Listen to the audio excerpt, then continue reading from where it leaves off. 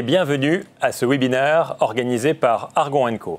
Ce webinaire s'adresse aux managers, aux directions fonctionnelles, aux directions générales qui cherchent à mobiliser la pleine puissance de l'IA. Il va répondre à 3 questions. La première est quelles sont nos convictions sur le potentiel de l'IA dès maintenant, à un horizon vraiment concret, actionnable rapidement. La deuxième est quels sont les retours d'expérience sur des cas métiers concrets, quelles ont été les approches retenues, quels ont été les apprentissages et les bénéfices. Et la troisième question, et la plus importante, est finalement quels sont les impacts que l'on peut en tirer et comment s'organiser pour saisir le plein potentiel de l'IA dans vos métiers. Et la question que les clients se posent souvent est comment, avec quel type de solution peut-on saisir ce potentiel? Alors effectivement, finalement, pour mettre en œuvre l'IA dans les entreprises et dans les opérations, on voit 3 grands types de solutions chez Argon. Premier type de solution, ce qu'on appelle les modèles spécifiques pour des grands cas d'usage. Donc c'est vraiment les solutions qui ont été mises en œuvre depuis près de 10 ans par les entreprises les plus matures, qui consistent à construire un modèle spécifique pour traiter un cas d'usage très spécifique où on va vraiment apporter un saut de performance. Par exemple, utiliser du machine learning pour améliorer les prévisions de vente, qui est un cas en supply chain qui a beaucoup été fait. Donc ça, c'est un premier type de solution pour amener l'IA dans l'entreprise.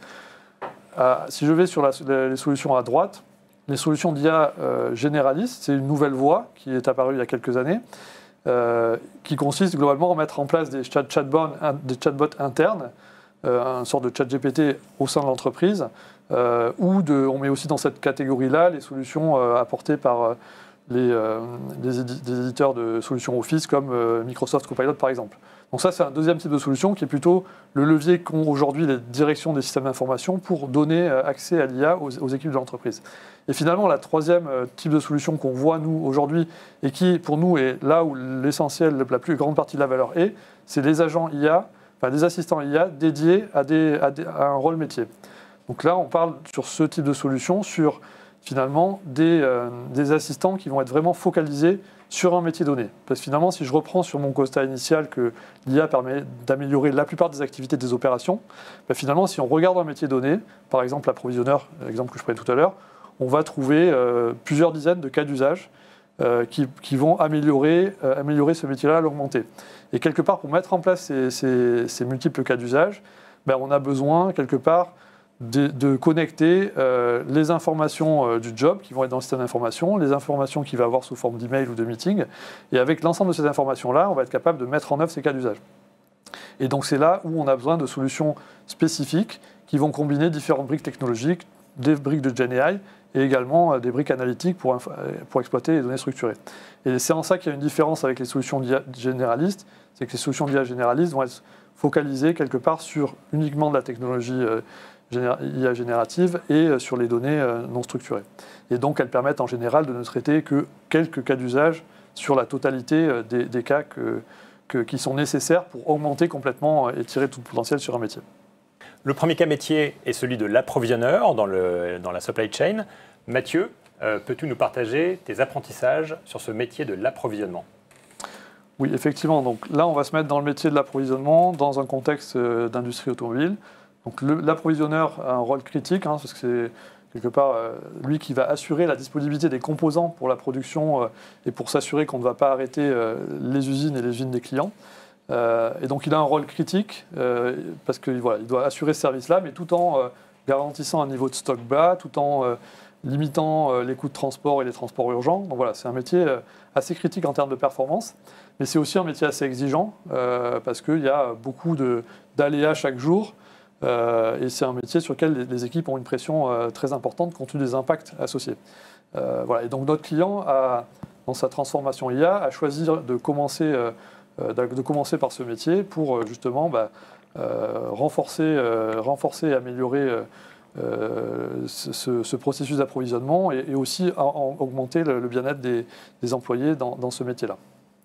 Donc, dans ce type de projet, finalement, la première phase est souvent la même. Il s'agit d'aller sur le terrain et de comprendre dans le détail c'est quoi le quotidien d'un approvisionneur, quelles sont les différentes activités qu'ils font, pour ensuite pouvoir travailler sur un processus augmenté par IA. Et finalement, on se rend compte que ce métier-là, on constate les limites qu'on a un peu introduites tout à l'heure. C'est beaucoup de tâches à faible valeur ajoutée, beaucoup de tâches très consommatrices de temps et à faible valeur ajoutée. Une difficulté pour l'approvisionneur de savoir quelles sont les vraies priorités sur l'ensemble des problèmes qu'il reçoit. Et aussi une difficulté à s'assurer à la fin de la journée, est-ce que l'ensemble des problèmes ont bien été traités. Difficile à la fois pour l'approvisionneur et pour sa hiérarchie d'avoir une vision claire et d'être sûr que tout a été traité en temps et en heure. Et puis enfin, dernière limite, c'est aussi un travail, et on le voit, qui est très focalisé sur l'urgence, traitement de problèmes, et qui laisse très peu de temps à l'anticipation et à le travail d'amélioration continue. Donc finalement, passé sur cette bonne compréhension du métier d'approvisionneur, on a travaillé sur un processus augmenté par IA, et je vais ici vous montrer un peu le quotidien de l'approvisionneur sur la base de ce processus-là. Donc l'idée, effectivement, de ce projet-là, c'est d'équiper l'approvisionneur d'un assistant IA qui va l'accompagner sur l'ensemble des étapes de sa routine quotidienne. Et donc ça se traduit par un tableau, enfin un cockpit de pilotage, que vous voyez ici, qui va l'accompagner sur les différentes étapes. Dans cet assistant à l'ensemble des datas du job. Donc là, on rentre sur le cœur du travail de l'approvisionneur, qui est d'identifier, de traiter les alertes qu'il a à traiter aujourd'hui. Donc là, l'idée, c'est qu'il a un tableau d'alerte unique avec l'ensemble des alertes qu'il a à traiter et qui est déjà priorisé par l'IA.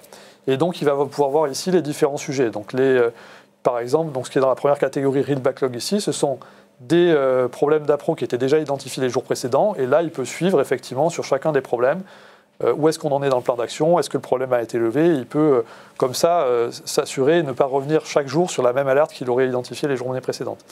Deuxième sujet, Truck Alert. Ici, on est sur un certain nombre de livraisons qui sont critiques pour l'usine et qui doivent arriver dans les prochaines heures. Et là, le travail qu'il faisait historiquement, c'est qu'il allait rechercher dans différents systèmes des indices permettant de savoir s'il pouvait y avoir un problème ou pas. Et donc, les trois choses qu'il regarde, c'est finalement, est-ce que le changement a été fait à l'heure? Premier indicateur. Et donc ça, il allait voir historiquement dans le TMS. Deuxième chose, c'est est-ce que dans la communication via email reçue des transporteurs, est-ce qu'on va mentionner des retards ou des problèmes potentiels? Et troisième chose, c'est la consultation du tracking transporteur quand il l'a disponible. Et à partir de ces trois indicateurs, il va se dire, est-ce qu'il y a un risque, qu'il y a un problème? Donc là, dans ce cas-là, les trois voyants sont ouverts, donc il y a peu de risques, il n'y a pas de risque, il ne va pas forcément aller plus loin. En revanche, sur un deuxième exemple après, on va voir ici qu'effectivement, il y a un retard qui a été mentionné par un transporteur. Et donc là, l'approvisionneur va avoir plusieurs actions à mener. Il va d'abord contacter le transporteur pour savoir si le retard est avéré, s'il risque de s'aggraver. Il va ensuite contacter l'usine pour la prévenir et qu'elle puisse s'adapter à ce changement. Et tout ça accessible effectivement via cet assistant. Et enfin, du coup, dernier type d'alerte qu'on va voir ici, ce sont les alertes qui sont les alertes issues des emails. Donc là encore, on a vu au début, premier traitement des emails par l'IA qui va structurer les emails et les analyser, les mettre dans le langage de l'approvisionneur. Et ici, du coup, on a le lien direct entre la ligne du plan d'appro impactée par le problème mentionné sur l'email. Donc dans cet exemple-là, effectivement, on a passé une commande de 1500 auprès d'un fournisseur sur une pièce donnée. Le fournisseur mentionne qu'il a eu un problème et qu'il va être capable de ne livrer que 1300. L'IA a interprété cette information-là, l'a mise dans le tableau d'alerte qui permet de se faire une idée de l'impact sur la prochaine stock et de dire directement est-ce que c'est un sujet critique ou pas est-ce que finalement est-ce que ça va mettre en péril le plan de production de l'usine. Donc voilà un aperçu rapide de à quoi ressemble l'assistant IA qui accompagne l'approvisionneur dans l'ensemble de sa journée. Donc globalement, là on a détaillé quelques exemples, mais cet assistant, il regroupe dans ce cas d'approvisionnement une soixantaine de cas d'usage, du type de ceux qu'on a vus, et qui permet quelque part, quand on additionne tout ça, d'avoir un impact d'à peu près 40% sur la charge de travail au quotidien des approvisionneurs. Et on le voit que sur chaque cas d'usage, c'est une combinaison, ce qu'on voit dans la colonne technologie, c'est une combinaison de technologies analytiques, d'IA générative et de RPA qui permettent, en les assemblant quelque part, d'arriver à ce niveau d'impact. Nous allons désormais passer au troisième temps qui est fort de ses convictions sur le potentiel, fort de ses retours d'expérience concrets qui montrent l'importance de traiter l'IA en partant de domaines métiers et non pas de cibles trop précises, trop réduites. Nous allons désormais partager nos convictions sur les facteurs de succès et les potentiels de l'IA. Pour cela, je me tourne à nouveau vers Mathieu, qui pilote notre approche de transformation et qui dispose d'une bonne expérience. Mathieu, quelles sont justement les convictions que tu as forgées sur la base de nos apprentissages ? Effectivement, la première conviction qu'on s'est forgée, c'est que les assistants IA aujourd'hui, c'est un gisement de productivité très fort et donc un levier de compétitivité puissant pour les entreprises. On a mis ici 2 exemples d'analyse sur 2 périmètres différents. Le premier, c'est à gauche, c'est un exemple d'un grand groupe sur sa fonction supply chain, un grand groupe qui fait 10 milliards d'euros de chiffre d'affaires. Donc on voit que finalement, et le deuxième exemple à droite, c'est une entreprise de taille intermédiaire dans la grande consommation qui fait 800 millions d'euros de chiffre d'affaires. Dans ces 2 exemples, on voit que les impacts en termes d'efficacité sont très forts sur l'ensemble des métiers, souvent entre 20 et 40% selon les métiers. Alors bien sûr, ça varie d'un métier à l'autre et d'une entreprise à l'autre, même pour un même métier. Voilà, et jusqu'à des impacts même plus importants sur le customer service avec des exemples comme on a vu tout à l'heure. Donc tout ça pour dire que finalement, dans ces 2 cas, on est sur un niveau d'impact en termes de gain d'efficience qui est très fort. Un peu plus de 30 millions d'euros dans le premier exemple, 7 millions d'euros dans le deuxième. Voilà, c'est un impact très fort. Et finalement, la conviction aussi, c'est qu'il y a plusieurs façons de faire levier de ce gisement de productivité. On peut utiliser ces gains de productivité pour investir du temps sur de la performance, donc rediriger des équipes sur des tâches à plus forte valeur ajoutée, développer davantage de projets de transformation. Donc, premier levier, quelque part, pour utiliser ce gisement de productivité.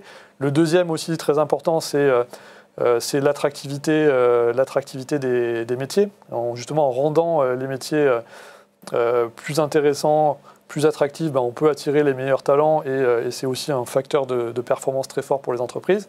Et effectivement, le troisième façon de faire levier complémentaire, c'est aussi de rechercher de la compétitivité économique et de resizer quelque part l'organisation. Mais voilà, notre conviction première, c'est celle-ci, que c'est un levier de compétitivité majeur pour les entreprises. Quelles sont les actions que le cabinet Argan & Co recommande à une entreprise pour bien saisir le potentiel de l'IA ? Alors effectivement, pour commencer, en général, on recommande à nos clients 3 actions complémentaires. La première, c'est une étape de mobilisation d'une core team. Et souvent, on peut faire ça sous la forme de ce qu'on appelle un AI Starter Day, c'est-à-dire une journée où on va mobiliser une équipe de 10 à 15 personnes qui va permettre à la fois de mettre en place un certain nombre de fondations, de faire de l'acculturation, et aussi de se faire une première idée du screening des différents métiers de l'entreprise, une cartographie pour identifier là où il y a du potentiel, là où on pense qu'il y a le plus de choses à faire.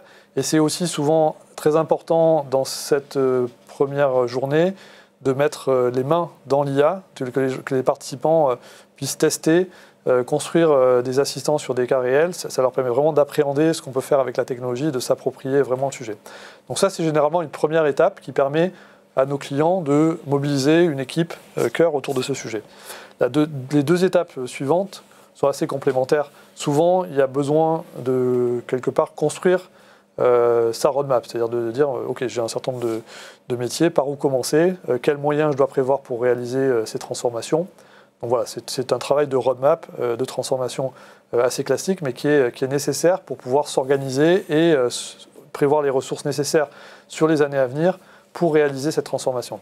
Et généralement, en parallèle de ça, nos clients lancent également des étapes de pilote, c'est-à-dire qu'on a identifié dès la première étape ou au début de la phase de roadmap quelques métiers prioritaires sur lesquels on est convaincu qu'il y a un enjeu fort et que c'est une bonne option que de commencer par ces métiers-là, de lancer un premier pilote et construire une première solution fonctionnelle sur ce pilote pour commencer à apprendre et rentrer dans cette transformation IA.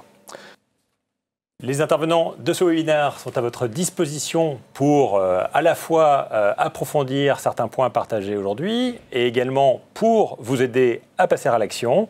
Vous avez leurs coordonnées sur cet écran.